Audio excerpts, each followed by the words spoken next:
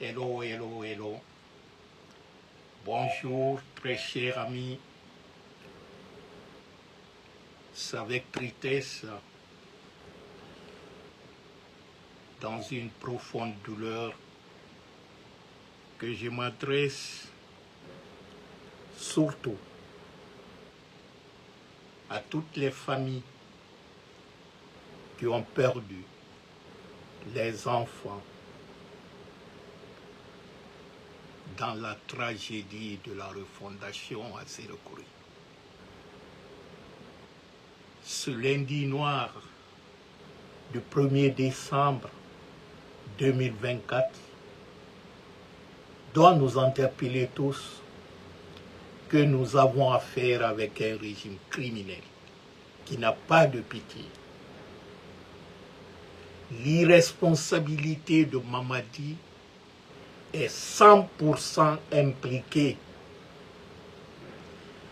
Et ce qui est encore choquant, ça fait 72 heures, 3 jours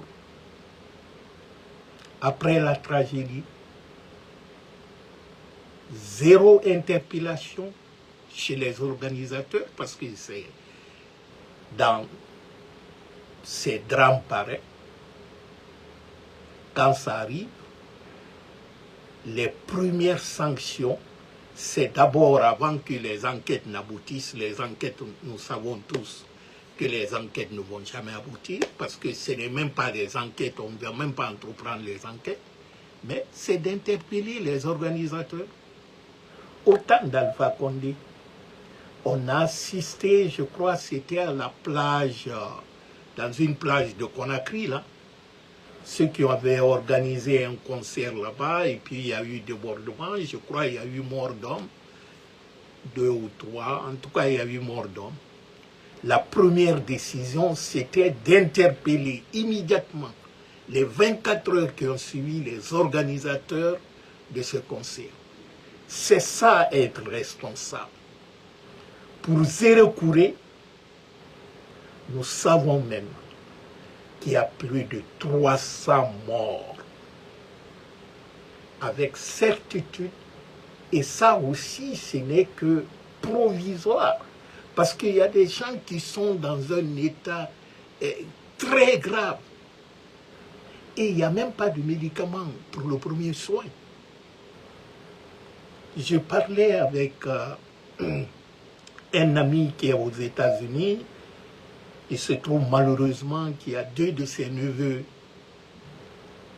qui font partie des victimes et 3 autres sont blessés et ils sont en train de s'organiser pour envoyer les enfants là à Abidjan.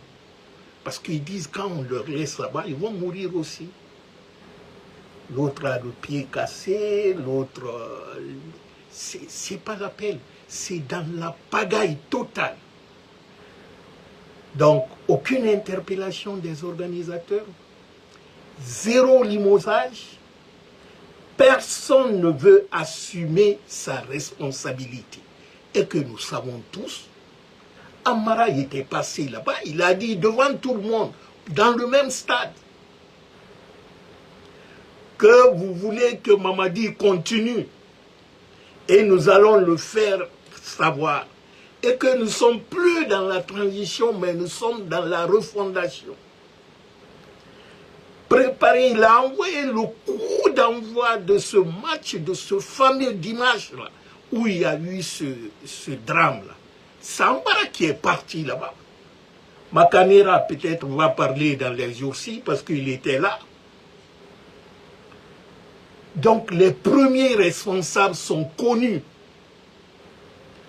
Bogola Abba, le vendredi avant le match, il est passé dans les écoles pour dire que tous les enfants doivent se rendre au stade. On a convoyé les transports en commun, les bus, ils ont mis pour aller prendre les enfants dans les coins reculés, les préfectures de Sérékouri. On a envoyé les gens, sachant d'abord le stade n'est pas adapté. Le nombre de personnes Je ne pense pas si ce stade-là a une capacité de 30 000 personnes. Un stade qui est en construction, qui n'est même pas achevé, dans un état lamentable. Et il n'y avait pas de sécurité, de cordon sécuritaire qui était là. Les militaires, c'est les éléments des forces spéciales qui ont porté les tenues des policiers et les gendarmes, comme ils le font là. Ce n'est pas les policiers, les vrais policiers ou les gendarmes qui étaient là. Ceux qui étaient là, c'était les éléments des forces spéciales. Et ça aussi, ils étaient venus pour protéger les officiels qui étaient là, sous-entendus. Le ministre de l'Agriculture était là, Bobola Abba était là, et tout ce gotha d'escrocs là, d'opportunistes qui ont quitté l'étranger autour, ils étaient tous là. Donc ceux qui étaient là, qui ont jeté du gaz lacrymogène là, qui a même aggravé la situation, dans un stade où il n'y a qu'une seule porte de rentrée. Les murs, je crois, c'est 3 ou 4 ou 5 mètres.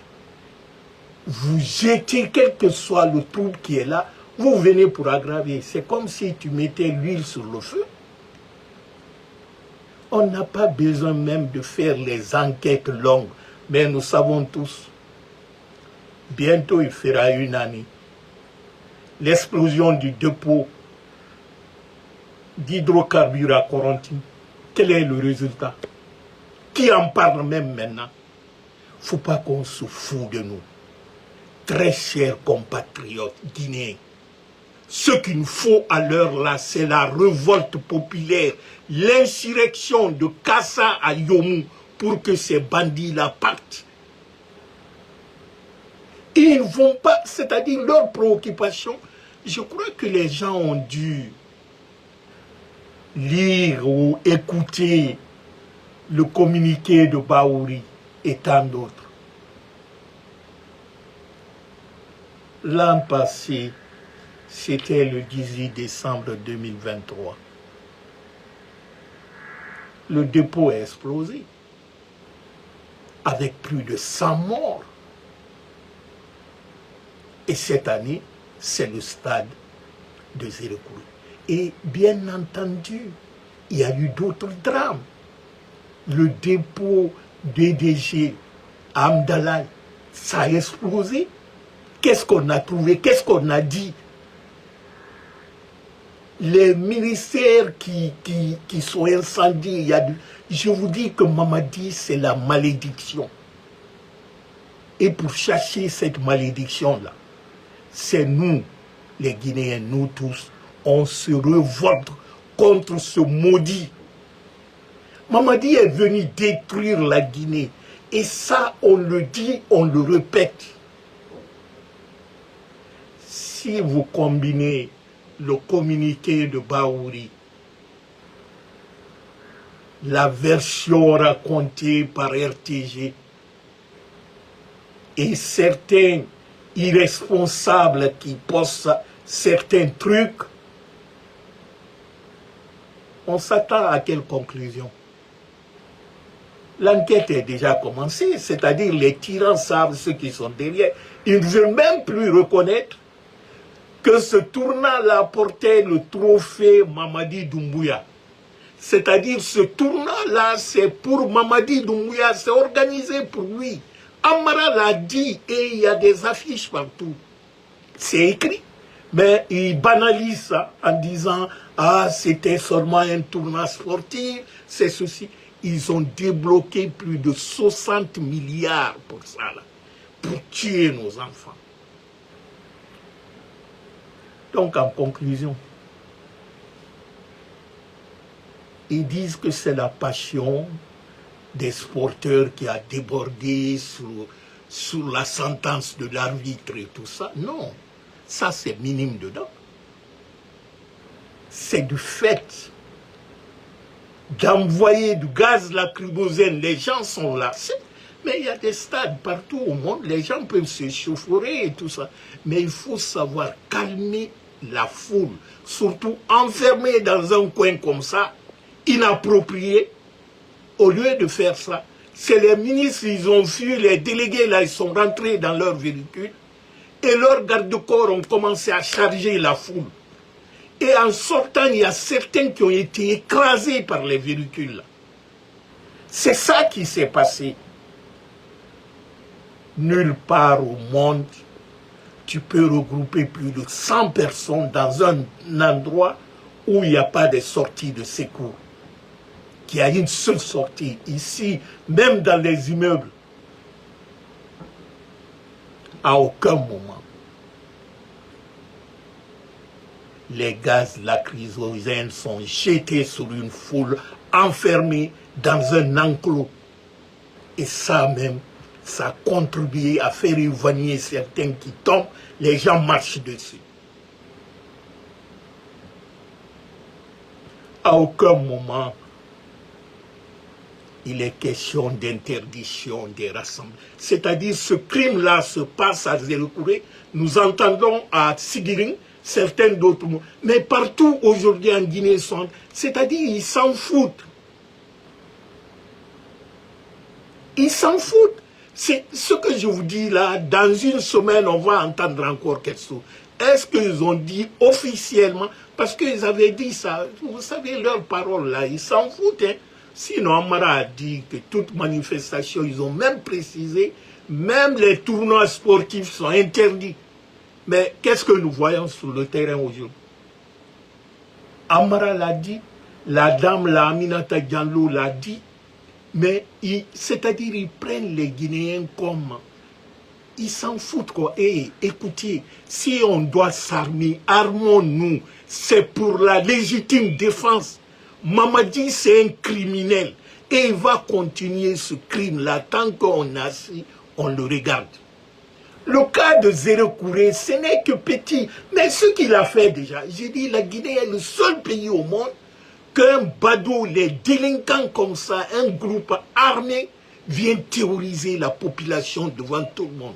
Et personne ne réagit. On est dans cette situation. Vous savez, avec ces tragédies successives, en principe, on doit interdire à partir de maintenant tout mouvement, tout regroupement populaire. Parce que les raisons sont connues. Tous ces propagandes-là et tout ça là, c'est pour que Mamadi continue. C'est pour prendre ces images-là, pour balancer maintenant, montrer aux gens, ah, il est populaire. Et nous tous, nous savons comment on organise ça. C'est-à-dire, Mamadi est venu tuer les Guinéens, non seulement physiquement, mais les tuer dans leur dignité, en leur approvisant. C'est-à-dire, les gens sont dans la pauvreté extrême. De sorte que certains font aujourd'hui. Mais regardez les petites filles qui découchent n'importe où. Et même les femmes mariées qui abandonnent leur mari pour suivre ces badauds qui quittent l'Occident pour venir profiter. Parce qu'en Guinée, c'est ça. C'est-à-dire, la Guinée, c'est une vache à lait pour eux. Chacun vient profiter de ce pays. Et c'est les premiers qui vont s'asseoir sur... Autant d'Alpha Condé qui disaient « Ah, le pays est mal géré » et tout ça. C'est parce qu'eux, ils n'étaient pas à la mangeoire en ce moment. Et c'est les mêmes qui nous racontent maintenant là, « Ah, laissez-lui faire, il est en train de travailler. » Mais dites-moi, qu'est-ce que Mamadi a fait de bon d'abord en Guinée? Et depuis que Mamadi est venu, il y a des choses qui se passent en Guinée qui ne s'est jamais passées. Dans l'histoire récente de notre pays, on n'a jamais assisté à des situations comme ça. À quoi a servi alors le procès du 28 septembre? Parce qu'à la différence de l'événement du 28 septembre là, 2009, ici on ne parle pas de viol. Peut-être ça s'est passé, personne ne sait, mais c'est la même chose. Les bousculades, gaz lacrymogènes, les militaires qui étaient à nombre suffisant, je vous dis que c'était les éléments des forces spéciales qui sont aujourd'hui dans tous les camps. À chaque camp, il y a un contingent des forces spéciales, sont eux qui s'occupent à tout mouvement relevant de la présidence et puis du gouvernement, sont eux qui encadrent. Donc, sont eux qui étaient au stade. On connaît les organisateurs, On connaît le nombre de ces éléments des forces spéciales qui étaient là. Il y avait les ministres qui étaient présents. Comment personne d'entre eux n'a dit au moins quand on regroupe les gens, plus de 1000 personnes, 100 personnes déjà, plus de 20 000 ou 30 000 personnes, il n'y a pas d'ambulance. Il n'y a rien pour le premier secours. Rien. Et dans un enclos qui n'est pas achevé. On a tous vu le stade. Et il y a même les télévisions occidentales qui parlent de ça. Même CNN a parlé de ça. Donc Mamadi voulait faire une publicité. Le monde maintenant a découvert qui il est. Les Bogala Babaouri, ils savent qu'en Guinée, c'est le pays d'irresponsabilité et d'impunité. Au moins les organisateurs, organiser un jour le procès du 1er septembre, parce que ce qui est clair, il y aura un procès pour ça. On ne peut pas effacer. C'est pourquoi leur ministre de Justice, le vagabond là, c'est-à-dire les gens qui sont... Il n'est qu'un exécutant. Il n'a jamais été quelqu'un qui prend l'initiative. Un vieux grabataire comme ça là. Au lieu de s'attaquer aux problèmes présents et tout ça, c'est dire quiconque partage tel sur l'internet va nous piller, il faut venir porter plainte contre moi. Un va nous piller comme ça, c'est-à-dire les gens, même Charles était plus responsable. Lui, c'est Bala Samoura qui le commande. Ministre de la Justice, c'est un va nous piller. Les gens comme ça, ils sont bons pour exécuter une action, mais ils ne sont pas bons comme chef d'un département. Lui-même, en le voyant, quelqu'un qui a passé toute sa vie à être commandé, à exécuter, il ne peut pas prendre une décision, il ne sait même pas. Mais dommage. Mais vous savez, la caprice de Mamadi a été découvert. Vous savez, le mensonge national ne peut pas durer dans le temps. Avec plus de 280 ou voire même 300, certains même disent que c'est en attendant. Ils veulent maintenant cacher les corps, faire leur, comme ils l'ont fait le 5 septembre, là, faire disparaître les corps pour ne pas, parce qu'eux ils vivent dans ça. Dans l'omerta, il faut tout cacher. Faire disparaître les corps pour ne pas qu'il n'y a pas de preuve. Quelqu'un parle, on vient, on tombe sur toi. Ah, Habib Marouane, on ne l'a pas pris. Mais je vous parlerai de ça d'ici la fin. Vous savez, ça fait mal. Dans ce genre de crime, ce qui fait encore mal dedans, c'est les enfants des autres. Surtout les plus démunis de notre société. Vous n'allez jamais entendre que c'est le fils de tel ministre, de tel membre de CNRD, de telle délégation fait partir des victimes. Non, vous n'allez jamais entendre cela. Ils sont tous à l'étranger. Leurs familles, leurs femmes, leurs enfants, même leurs neveux, ils sont tous ici en Occident. Ils ne voient la Guinée que sur les téléphones, ils ne parlent même pas. Pour eux, ils ne savent même pas. J'ai un ami qui me disait qu'il y a la femme d'un de ces ministres-là qu'il a appelé. Elle est ressortissante de la Guinée forestière.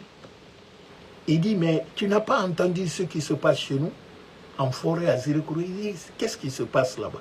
Il dit, mais tu n'as pas entendu le tournoi au stade là Il dit, ah, mais laisse ceci, eux ils ne font que pagailler. Il dit, non, je te parle de quelque chose comme ça, qui a plus de 200 morts. Il dit, ah, comment ça? C'est ce dernier qui l'a expliqué maintenant. Ce n'est pas son problème, c'est-à-dire en réalité, mais tout le monde a vu les photos d'Amara. Amara était là-bas, c'était pour aller se moquer aux gens, il riait d'ailleurs. Il y a des photos qui sont là, qui sont publiques. Vous savez, les jeunes Guinéens sont devenus les offrandes. C'est-à-dire, on a transformé la jeunesse guinéenne comme les produits pour les rituels. On les utilise, on leur tue. Depuis que Mamadi est venu, combien de jeunes ont perdu de vie dans les banalités pour ne rien? Les sacrifices pour les œuvres sataniques et diaboliques. Leur sang est devenu pour eux, c'est-à-dire ce qui va leur faire élever dans le statut social et tout. C'est-à-dire on leur manipule et puis on leur tue. C'est ça que nous assistons aujourd'hui. Et ils ne sont pas les seuls. C'est-à-dire le système est tel que tous ceux qui en profitent aujourd'hui, il y a certains qui se battent même plus que Mamadi qui est là, parce que eux, avec Doumbouya, ceux qui sont en train d'avoir avec Doumbouya, ils n'auront avec personne. Parce que eux, c'est lorsque le pays est en chaos comme ça, complètement désorganisé, détruit, c'est en ce moment qu'ils s'enrichissent. KPC, par exemple, c'est pendant les transitions qu'il triple ses chiffres d'affaires.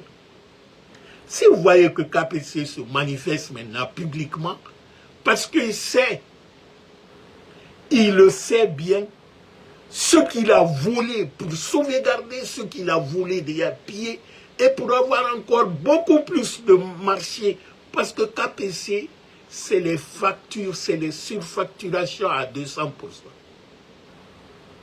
Il est même devenu maintenant un complice des kidnappeurs. KPC, c'est un membre actif de la milice de mort de Mamadi, qui est dirigée par Bala Samoura.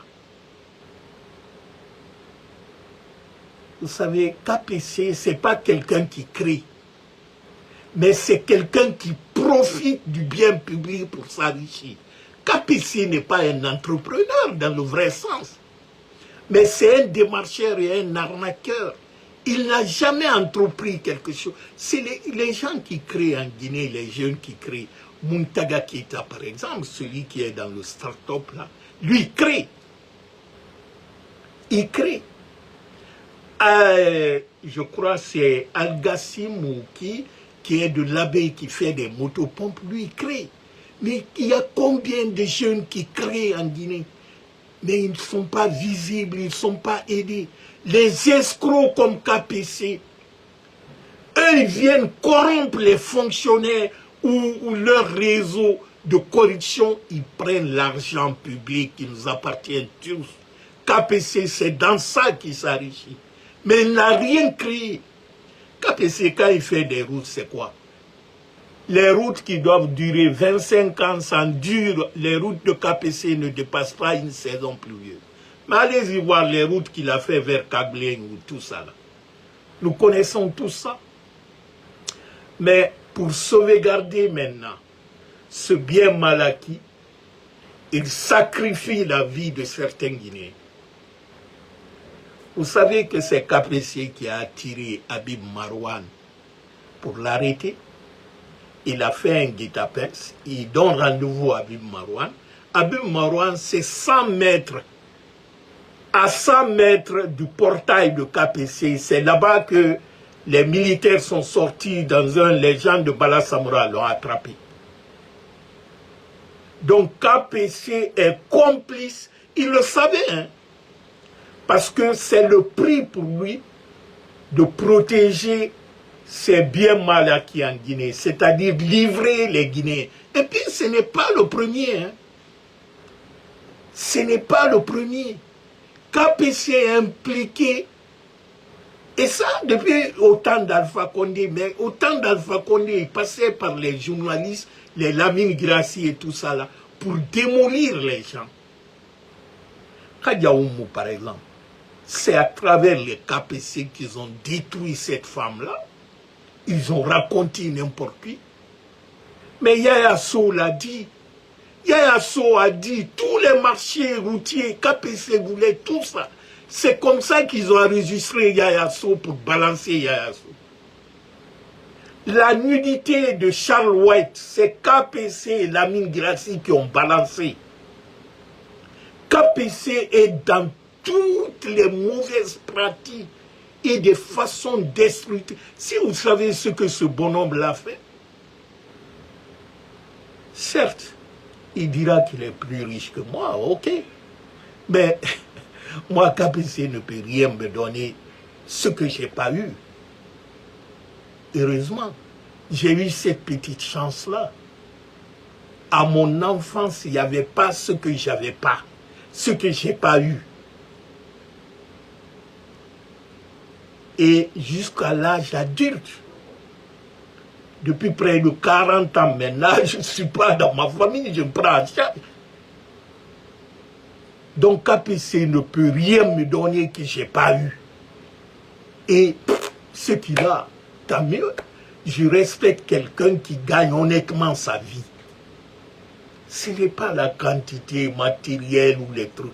Non, vous savez, il y a des petits esprits de foi. Mais il faut se dire que l'embuscade de Habib Marouane était préméditée, donc KPC est complice. Habib Marouane avait rendez-vous avec lui. Et c'est à 100 mètres devant son portail qu'Habib Marouane a été arrêté. Comment est-ce que ceux-ci ont été, les gens de Balasamoura ont été informés qu'Habib Marouane venait chez KPC? Si ce n'est pas KPC qui l'a filé. Mais Habib Marouane, malin qu'il est, à la route, c'est comme s'il a eu ce tic-là, il a informé sa femme. Là où il allait, celui qui a appelé, avec qui il a rendez-vous.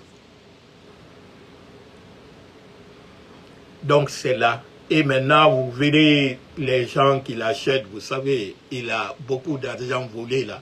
Il y a des gens aussi qui n'ont pas de dignité, on leur donne l'argent pour vous insulter sur les réseaux sociaux et tout ça.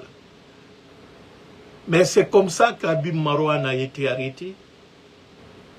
Mais KPC sera tenu personnellement responsable de tout ce qui pourra arriver à tous les disparus, y compris Marouane, mais beaucoup d'autres aussi, parce que actuellement, si vous voyez Nielo, Nimaga, tout ça là, KPC était au courant. Et éventuellement, il y a Lamine Ouaraba, il y a une semaine, a échappé à une tentative d'assassinat. Il y a eu des traces de balles sur sa voiture. Il y a une semaine. Babila aussi est poursuivi. Lincoln et tant d'autres sont dans leur mire. C'est-à-dire, nous avons affaire avec des criminels. Je vous jure que la Guinée dépasse maintenant autant des nazis. Gestapo, c'est comme ça qu'on faisait. Lisez l'histoire. Si nous laissons Mamadi dépasser l'étape qu'il est en train de dépasser là, parce que tout son souci aujourd'hui, c'est de se légitimer. Parce que la France dit, hey, Macron le dit, fais tout d'organiser les élections, que ça soit bon ou pas, moi je vais te reconnaître. Donc, si les Guinéens ne se lèvent pas, nous allons rentrer dans cette étape-là. Vous avez vu dans un pays normal, où les cas comme ça, plus de 400 morts, dans un tournoi ou les trucs comme ça, celui qui a usurpé le pouvoir dans votre pays, il ne dit même pas un mot. Mais vous avez vu le cas de Corentine qui était même à 500 mètres de lui. Il a fallu combien? Une semaine pour venir voir le Dieu. Mais c'est quelle sorte je vous dis, on a affaire à un groupe de délinquants. Maman dit, c'est un criminel. C'est un criminel. Kidnappé, assassiné, enlevé maintenant en Guinée, c'est devenu tellement banal que personne n'est désormais étonné dans le pays. Parce que tous les jours, ça se passe. Il y a des centaines et des centaines de personnes qui ont disparu avant les Foulike Menguela. Mon Fassouri est où? Mais quand je vous dis qu'il y a des militaires qui ont disparu, que personne n'en parle, je vous dis, c'est les centaines. Le jour que Mamadi quittera, tout le monde va s'asseoir. Ah, c'était dans ça qu'on vivait. Mais, vous savez, ils font la même chose. C'est la même méthode qu'on voit. On passe par un de tes proches ou une de tes connaissances, on te donne rendez-vous, après on te kidnapping. Après, c'est les premiers qui disent « Ah, on ne sait pas là où il est parti ». Pour les Funkimengue, ça a été comme ça. Silexien, ce n'est pas son corps qu'on a montré aux gens, et pourtant on l'avait dit qu'il a disparu. Mais on ne nous a jamais dit où ils ont retrouvé le corps. Personne. Et je ne sais même pas, parce que jusqu'à la dernière minute, ils n'ont pas remis le corps aux parents. Dans quel pays nous vivons? Mamadi tue les gens, mais aussi confisque les cadavres. C'est la double peine pour la famille. Et quand j'entends, excusez-moi,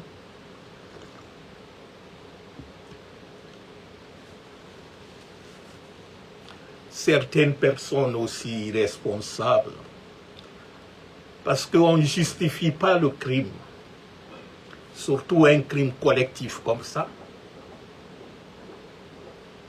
on ne peut pas venir justifier.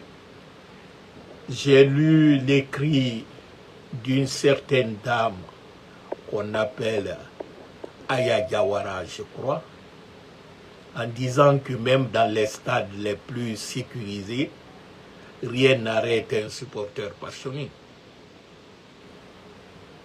Je me suis dit, pour tout le respect que j'ai pour les femmes, mais j'ai honte pour cette dame-là. Parce qu'il ne dit pas que dans les stades les plus sécurisés, ce ne sont pas les stades inachevés. Ce ne sont pas des stades les stades où on tire les gaz lacrymogènes quand il y a mouvement de foule ou les supporters passionnés. Dans ces stades-là, il n'y a pas de regroupement militaire. Il y a toujours les ambulances pour les premiers soins. Mais à Zirekouré, il n'y en avait pas. Dans ces stades sécurisés dont il parle, ce ne sont pas des stades inachevés. Est-ce que le stade de Zirekouré est un stade sécurisé? Tu parles de quelque chose, vraiment ça m'a choqué, surtout venant d'une femme.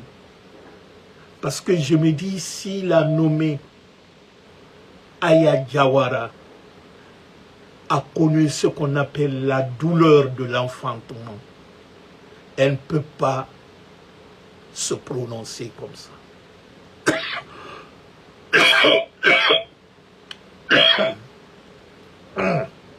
Excusez-moi.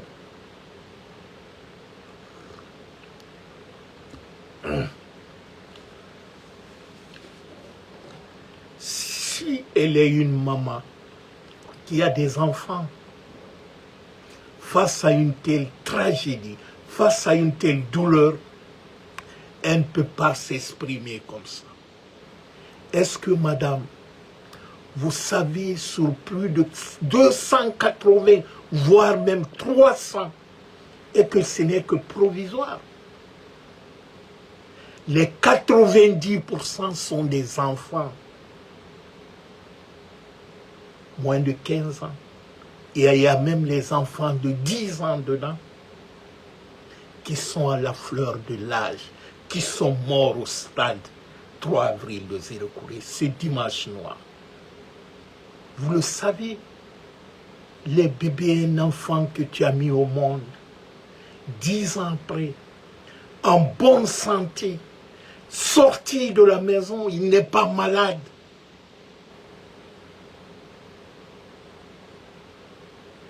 Et il ne savait pas qu'il allait rencontrer la mort ce jour-là. Nous savons tous quand un gamin assiste à ces événements pareils, à 10 ans, s'il y avait le sérieux, un enfant à 10 ans, même accompagné, il a des difficultés de rentrer dans une foule, dans un stade fermé, s'il y avait le serrure.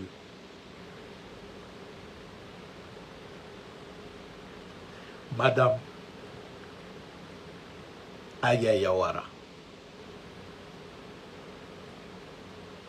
c'était les enfants qui sont morts, plus de 300, qui ont quitté la maison en bonne santé. Ils sont dynamiques et en plein épanouissement. En venant au stade, ils ne pensaient pas qu'ils allaient rencontrer la mort. Ce n'étaient pas les sporteurs passionnés. Et leur passion, c'est à travers leurs parents qui crient toujours derrière le téléviseur quand il y a un match de foot qui se passe. Et leur passion, c'est cette foule contente qui se défoule. C'est ça leur passion. À cet âge, on ne connaît pas trop la différence entre le bien et le mal. À cet âge, 10 ans, on est loin de la mort. En venant au stade, ils ne savaient pas que c'était pour la dernière fois pour eux. Hélas, la mort leur attendait. Ton bourreau, celui que tu soutiens en disant j'avais les chaînes ou je ne sais quoi, il faut être une femme irresponsable et inconsciente pour tenir une telle parole. Vous n'êtes pas digne d'être une maman. Je ne sais même pas si vous avez connu cette douleur d'une maman mettant au monde un enfant, qui lâchement, on vient lui retirer la vie. Mais vous savez que l'inconscience et l'irresponsabilité d'un homme qui vient arracher à l'affection des parents un gamin qui le seul désir, c'est être dans l'ambiance, qui était à l'apogée physique et émotionnelle de sa vie. Mais vous ne pouvez pas comprendre parce que vous n'avez jamais eu cet amour. Si vous avez des enfants, vous n'aimez pas vos enfants. À la fleur d'âge, la vie se dénoue comme les fleurs qui tombent au printemps. À cet âge, le souffle du vent et les frissons de la neige fait tomber les feuilles. Cette fragilité qui vous, ça ne vous dit rien, ils sont morts dans leur passion.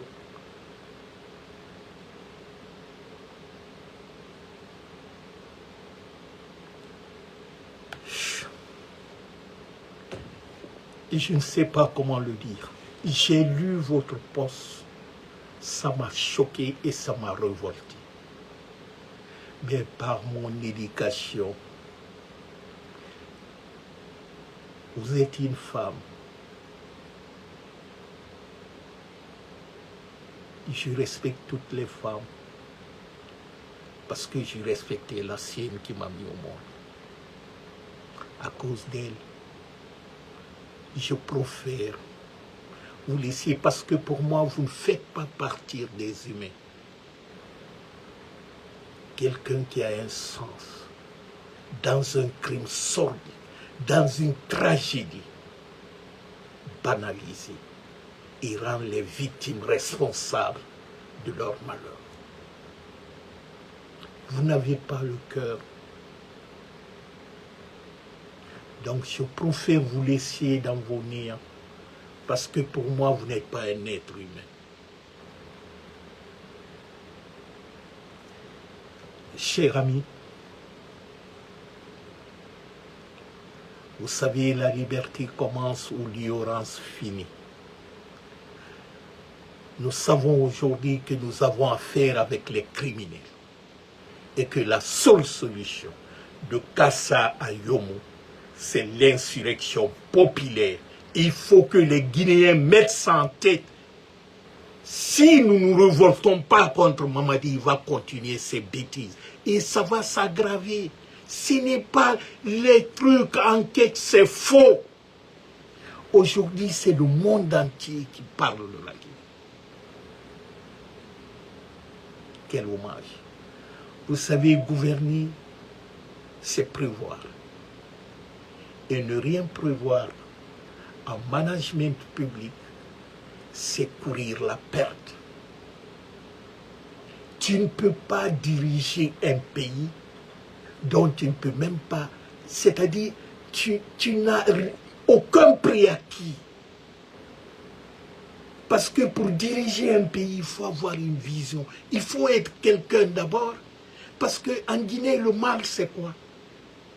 Le mal pour le Guinéen, tout le monde se dit prédisposé à être le chef. Soit tu as des fusils, tu es fort. Tu viens prendre, tu braques un président. Tu dis, j'ai les fusils. On peut faire un coup d'État avec les fusils. Mais gérer un pays, ce n'est pas la même chose. Mais le temps, vous savez, au départ, tout le monde, chacun disait ce qu'il voulait. Mais avec le temps, on se rend compte que ce n'est pas une petite chose. Être président de la République, assumer la première fonction d'une nation, ce n'est pas donné à tout le monde. Certes, les diplômes peuvent t'aider, mais ça ne suffit pas. Non plus les fusils. Les fusils ne peuvent pas t'aider à gérer un pays.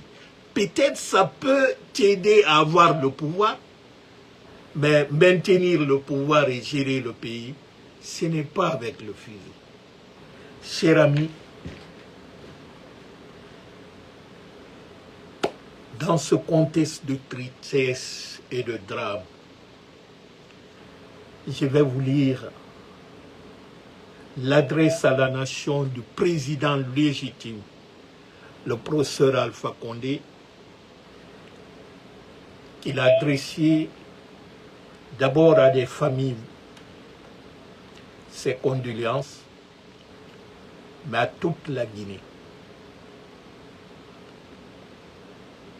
Chers compatriotes, c'est avec une profonde tristesse et une indignation sans borne que je m'adresse à vous suite à la tragédie qui a frappé notre nation lors de la finale du tournoi doté du trophée Mamadi Doumbouya. Les événements qui se sont déroulés dans le stade de Zirékouré, où plusieurs dizaines, centaines de nos concitoyens ont perdu la vie, sont d'une gravité inacceptable dans un contexte où le pays est déjà marqué de tensions et de restrictions. Ce drame met en exergue les dangers d'une réorganisation irresponsable. Irresponsable et un manque de préparation adéquat. Il est crucial que la justice soit faite et que toutes les lumières soient portées sur les circonstances exactes de cette tragédie. Nous tenons à rappeler que la sécurité des citoyens doit être une priorité absolue pour tous les organisateurs d'événements de grande envergure. Il est de notre devoir de tenir responsables les organisateurs de ce tournoi pour la négligence qui a conduit à une telle perte de vie. C'est ce que je disais au départ. Quand il y a un truc comme ça, les premiers responsables d'abord, c'est les organisateurs. Mais qui était à la tête de l'organisation, c'est Amara Kamara, c'est Bougoula Abba et tout ça. Parce que si tu arrêtes les autres et laisser, c'est Amara, parce que c'est Amara qui dirigeait, hein, depuis qu'il est venu, c'est lui qui a lancé. Bogala Abba était là pour envoyer de l'argent, ramasser les enfants qui sont... Comment vous pouvez regrouper un grand nombre comme ça dans un stade inachevé et que vous ne tenez même pas compte de la présence des ambulances dedans et dire à ces militaires-là, ne jetez pas de gaz lacrymogène, quels que soient les troubles et tout ça. Vous ne pensez pas à ça. Et maintenant, ils veulent faire croire aux gens que ce tournoi-là même, c'était du truc... c'est-à-dire, ils ont enlevé le nom de Mamadi dedans. C'est-à-dire, pour eux, ce n'est pas le trophée du tournoi Mamadi Doumbouya. Ils ont enlevé ça dedans. Mais vous vous foutez de qui? Vous vous moquez de qui? Je continue la lettre du professeur Alpha Condé. Il dit, tant que les restrictions sévères sont maintenues sur les manifestations et les rassemblements, y compris ceux liés au sport, il est impératif que nous examinions la manière dont cet événement a été planifié. Parce qu'eux-mêmes, ils ont dit qu'ils interdisaient, mais nous savons que tout ce que ces gens-là, ils ne respectent pas leurs propres paroles. C'est-à-dire, c'est les gens-là, tout ce qu'ils disent, c'est du mensonge. Tout est écrit avec le crayon là. C'est-à-dire, c'est les bouffons. Ils ne sont pas sérieux. Et enfin, le président Alpha nous dit, je souhaite et exprime mes condoléances les plus sincères à toutes les familles endeuillées par cette tragédie. Que l'âme de nos disparus repose en paix et que les responsables soient interpellés à rendre les comptes. Restons unis dans la douleur et dans la quête de justice. Professeur Alpha Condé, président de la République de Guinée. C'était le 2 décembre 2024. C'est ça un président. Est-ce que vous avez entendu un truc? Baouri, même dans son communiqué, il se préoccupe beaucoup plus sécurité par là et tout ça. Là. Parce que lorsque ça s'est passé, il y a eu les magasins qui ont brûlé, les gens sont mécontents. Donc pour eux, c'est ça qui leur intéresse, quoi. Calme et tout ça. Vous venez créer la pagaille quelque part. Maintenant, vous venez la paix. Les gens là ne sont... C'est-à-dire, on ne peut pas construire la paix dans l'injustice et dans la pagaille. Les gens qui sont venus avec les armes ne sont pas là pour la paix.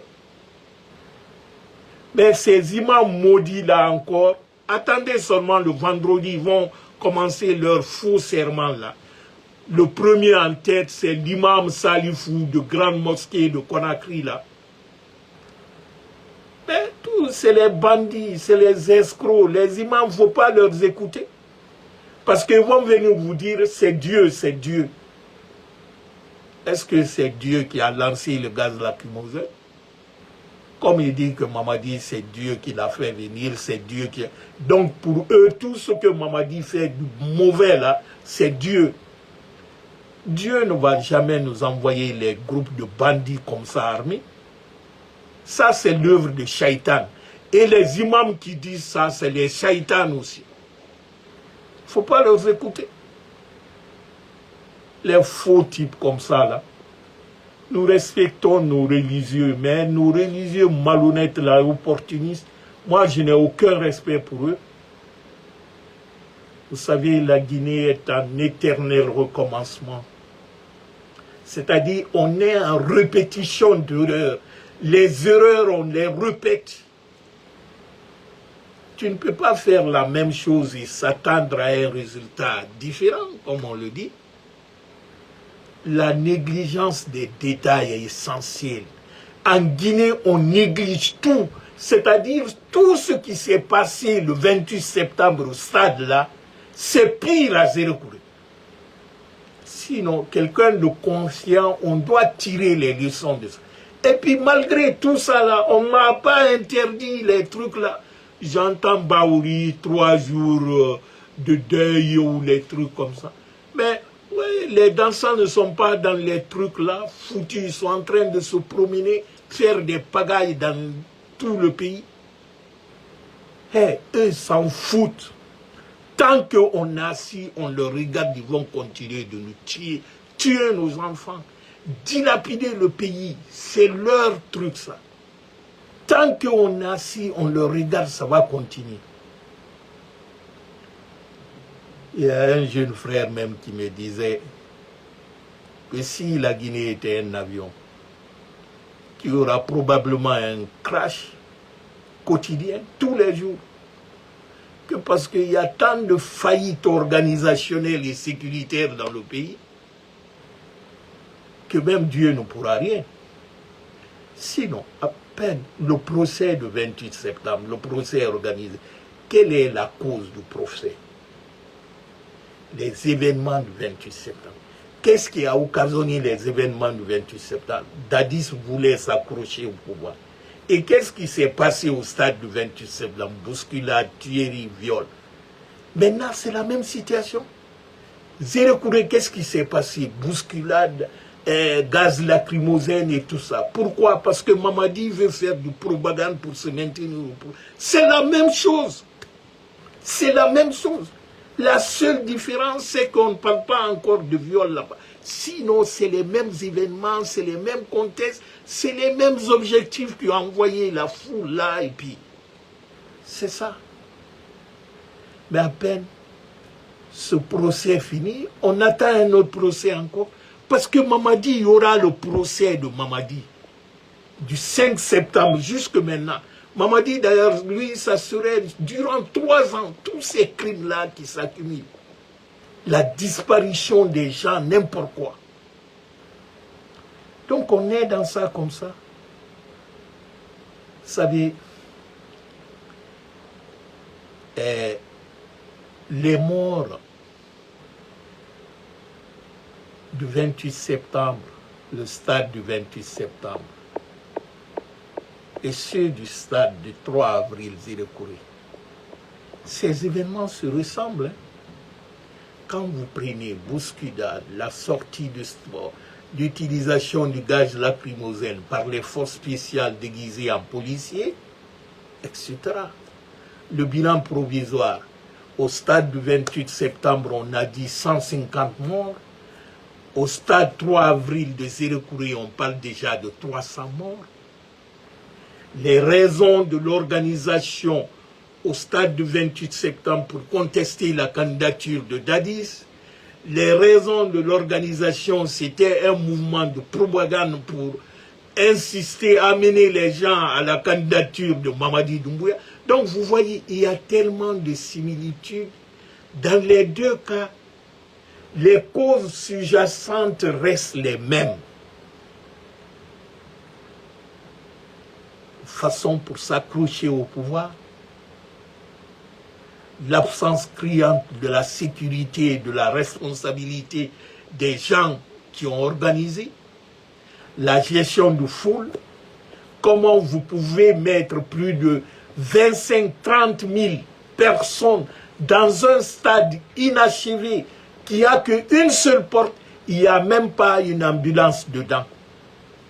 Et les véhicules même étaient garés dans la cour du stade, dans le stade là.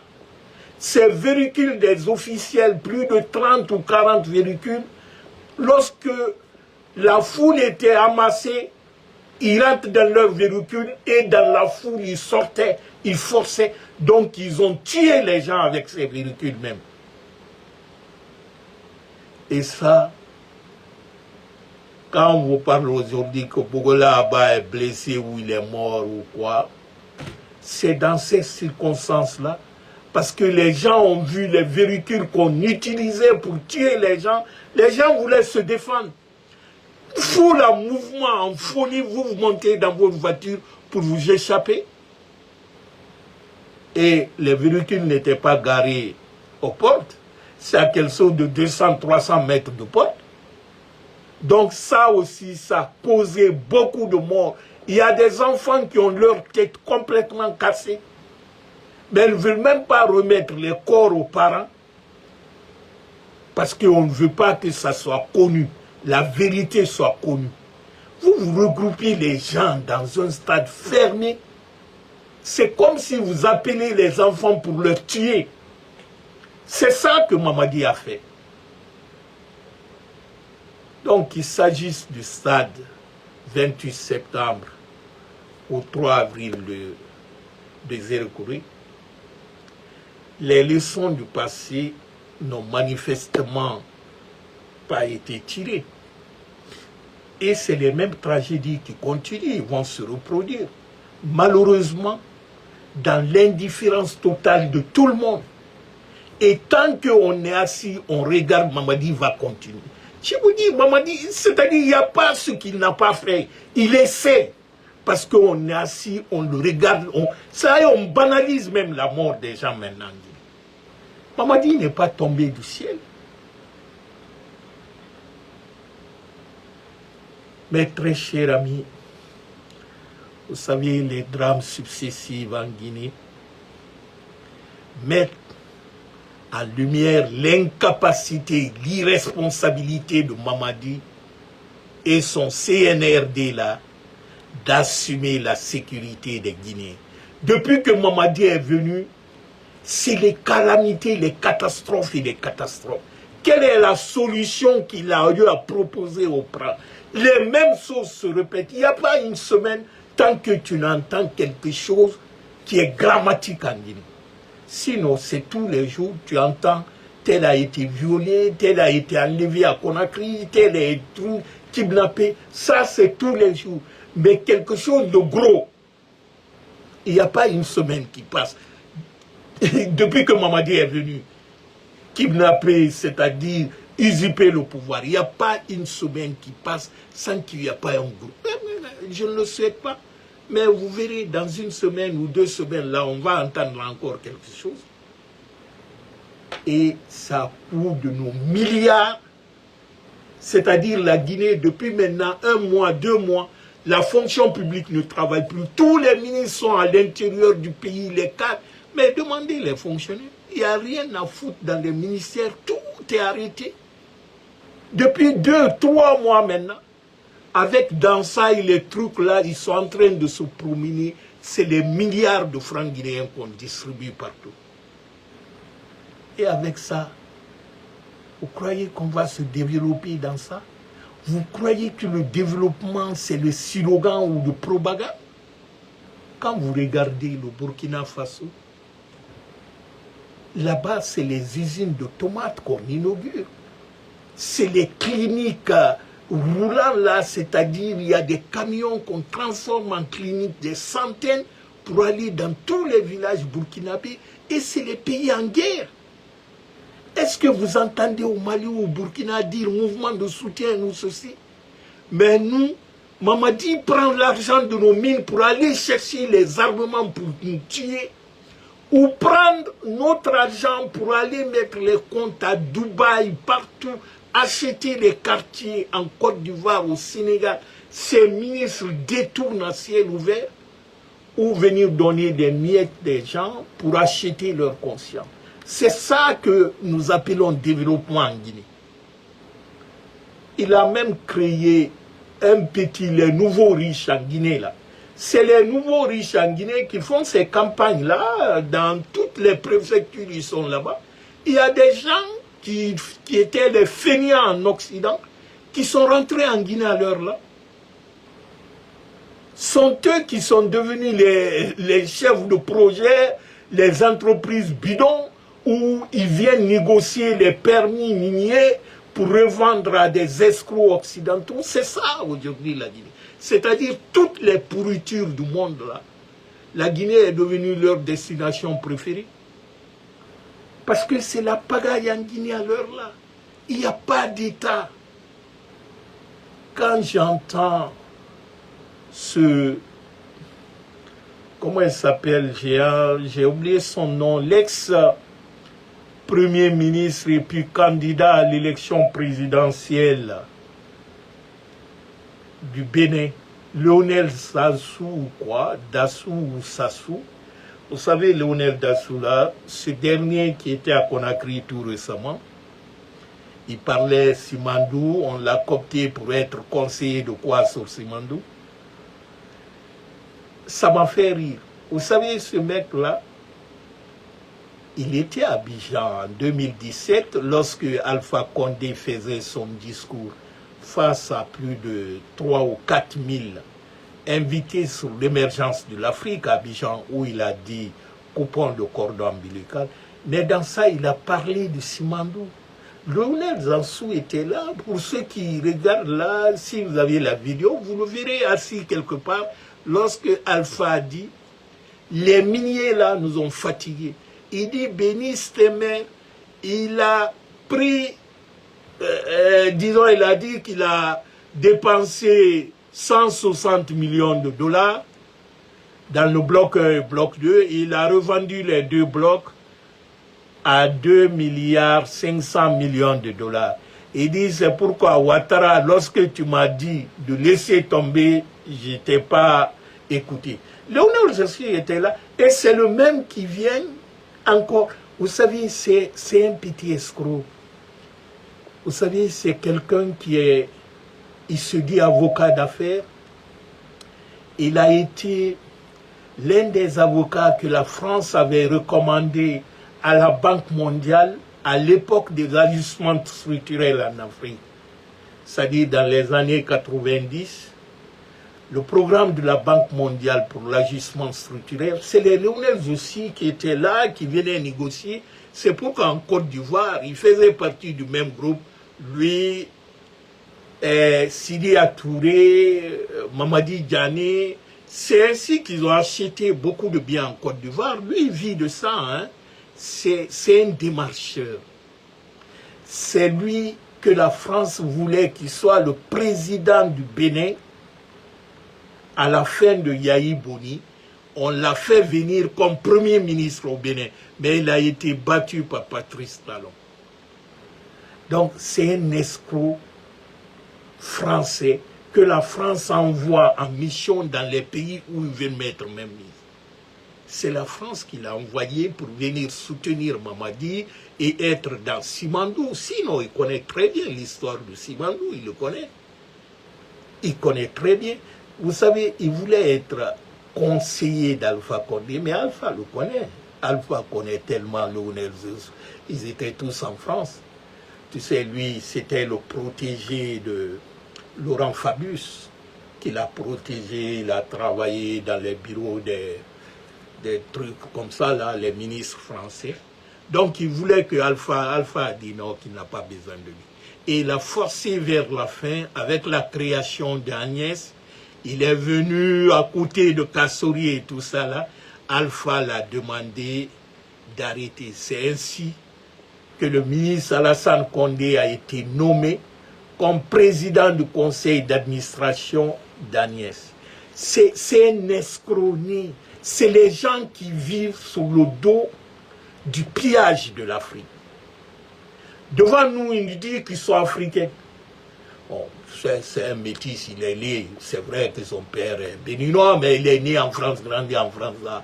Sa mère est française, pure laine. Donc c'est quelqu'un qui a la culture française. Mais on leur exporte. C'est-à-dire, c'est comme les Robert Bourgui, par exemple, qui dit qu'il est né au Sénégal, mais tout le monde sait son lien avec la France. Et ils sont tellement ancrés dans l'administration, dans le sphère politique français, que leur côté africain qui réclame là, c'est lorsqu'ils sont en face des Africains. Mais ne vous trompez pas, Lionel Zansou est venu, c'est Macron qui l'a envoyé, qui l'a recommandé expressement à Mamadi pour être le conseiller sur Simandou. Parce qu'ils veulent mettre la main, c'est-à-dire leur objectif c'est quoi? C'est petit à petit exclure la Chine dedans pour que Simandou soit leur bien, c'est-à-dire ça serait le nerf de la guerre. Parce que leur objectif c'est ça. C'est ça l'objectif. Mais tout ça là, à défaut de se révolter, de casser à Yomo contre ce poussiste Mamadi Doumbouya, ces incidents pareils et puis le pillage de notre pays va continuer. ça va se multiplier en Guinée. C'est les familles qui seront endeuillées. Et ça va saper nos... C'est-à-dire le Guinéen ne sera plus respecté nulle part au monde. Mais regardez ce qui se passe actuellement. Tout est détruit en Guinée. Tout est en destruction, c'est-à-dire en moins de 3 ans, l'effort de 20 ans a été anéanti. Tout est en destruction. Je lisais même sur les pages, j'ai vu un écrit de Siaka Bari, le président de MPDG, je ne sais pas, un parti politique. Je me suis dit, bon, si c'est sincère, il dit dans son poste, il dit, si le drame de Zérekouri a pour cause immédiate et évidente le banal débordement d'un tournoi de foot, il dit, ayons cependant le courage et l'honnêteté de reconnaître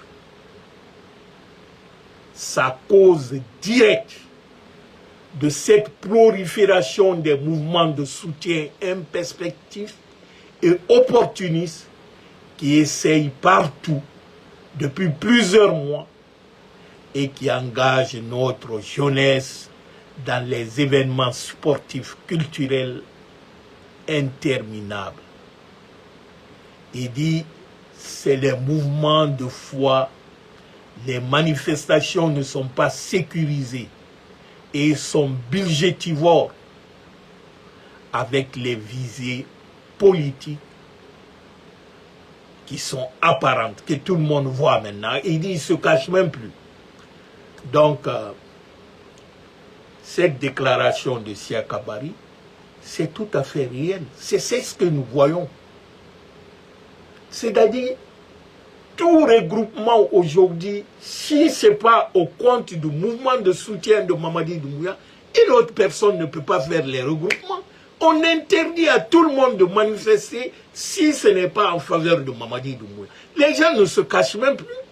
Et d'ailleurs, un ami qui me disait que l'activité la plus prolifique actuellement en Guinée, où tu peux amasser de l'argent, c'est de créer un mouvement de soutien à Mamadi. Que tout le monde est dans ça maintenant. C'est-à-dire notre... Ah, mais on a vu les lettres ici, les gens écrivent même. Les lettres au ministre des Finances ou au Premier ministre en le demandant l'argent pour un mouvement de soutien dans telle ville, à Kindia ou à Zérekouri ou à Labé. On voit ça. C'est-à-dire le pays se résume à ça maintenant. C'est-à-dire notre économie est tuée. Et mais on ne s'arrête même pas à détruire l'économie, mais on tue même nos enfants. Peut-on rester les bras croisés? Regarder Mamadi nous détruire, détruire l'avenir de la Guinée, le devenir de ce pays? Non.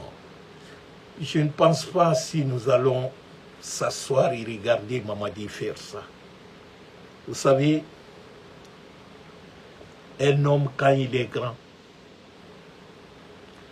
non pas, c'est-à-dire la grandeur de cet homme, ne se mesure pas par le nombre d'échecs qu'il a eu, mais un grand homme. C'est parce que quand il échoue, il n'arrête pas.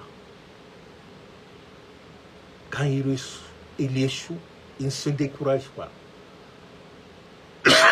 Il se relève pour poursuivre son objectif. Vous savez, la patience et la sagesse du professeur Alpha Condé,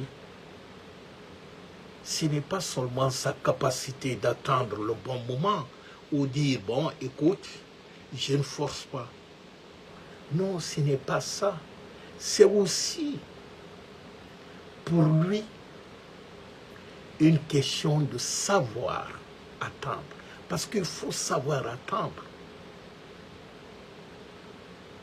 il faut laisser le temps pour disséquer le mensonge et la vérité, et mais aussi laisser le peuple de voir la réalité des faits.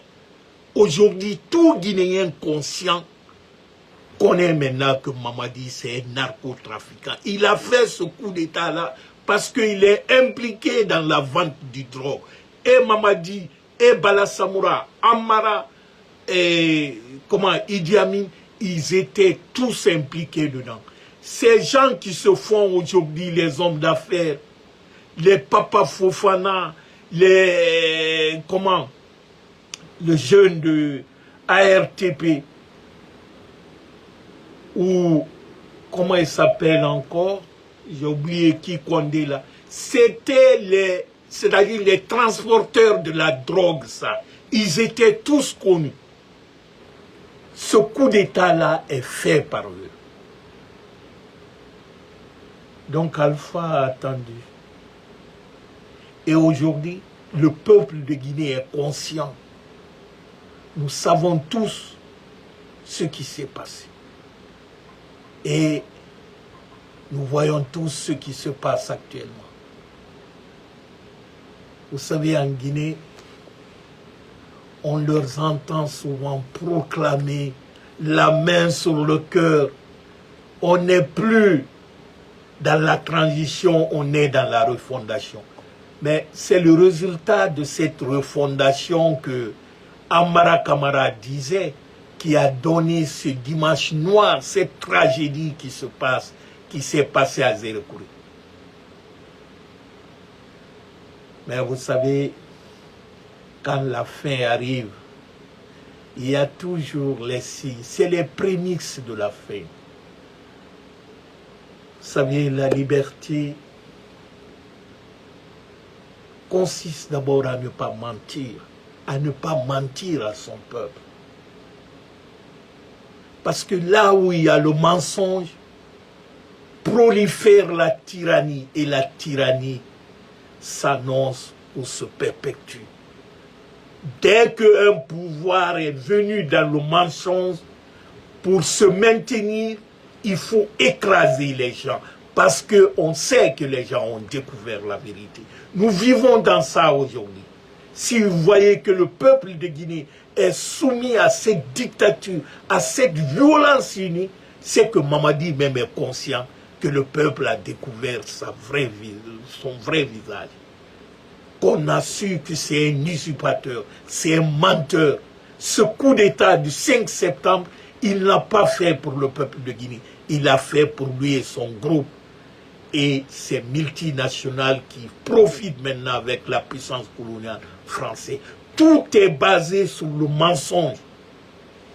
C'est ça en réalité. Mes chers amis,